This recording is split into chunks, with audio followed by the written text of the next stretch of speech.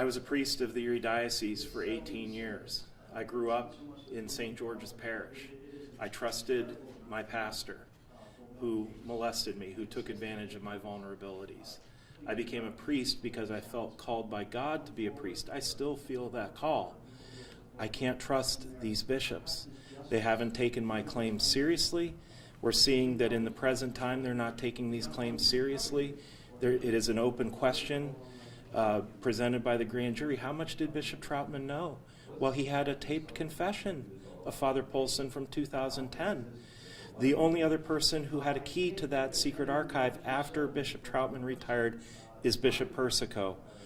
Why did he get through a subpoena in September of 2016 and a subsequent raid of the diocese in November of 2016 and only presented that evidence through his attorneys in January of 2018?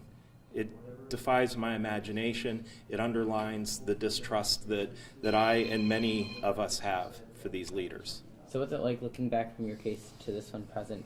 What do you think the diocese has learned? I can't see any evidence of anything that they've learned. They've learned how to pay $4 million to an attorney to conduct an investigation that they should have been on top of from the beginning. Were their records that much of a mess? Where were they located? Were they in multiple locations? How were they disposed of? How were they organized?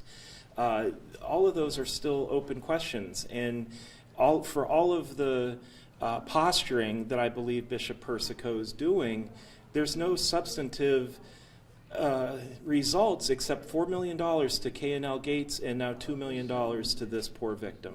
That's what we know. So what's that like looking back for you to see other victims coming forward? If there's one thing that I can accomplish, if that makes a victim contact an attorney or an advocate or a therapist, they don't have to speak publicly like I do. I don't, frankly, enjoy this very much. But if my words and my public stand against these men of power enable somebody else to seek recourse to supports, then I'd say mission accomplished. Okay, and then if you don't mind me asking, how long did it take for you to come forward? I came forward for over decades. I told my mother right after it happened. I told some of my friends. I told priests throughout the diocese, throughout my seminary training, and while I was a priest. They all buried their heads in the sand. They didn't want to do anything about it. They acted like they didn't believe me in many instances. And as I said in the press conference, Bishop Troutman's response to me was, I was lucky that it only happened to me 15 times.